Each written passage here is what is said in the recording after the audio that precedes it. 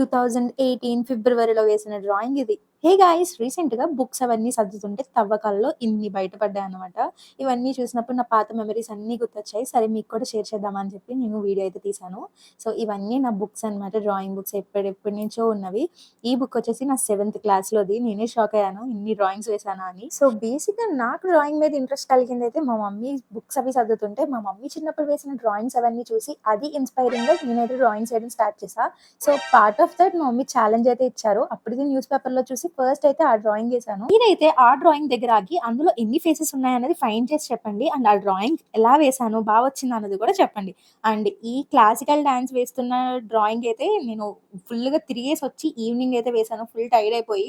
And నాకలా drawing ఏసాక చాలా పీస్‌ఫుల్‌గా అనిపించింది. ఫైనల్‌గా పెయింట్స్ యూజ్ చేసుకొని వినాయకుడి బొమ్మ కూడా వేశాను. ఇదైతే మంచి థెరపీలా ఉంటుంది మన మూడ్ బాలేనప్పుడు. బై ద వే మీ మూడ్ బాగోనప్పుడు మీరేం చేస్తారు అన్నది కూడా కామెంట్ చేయండి. అండ్ మరొక వీడియోలో కలుద్దాం.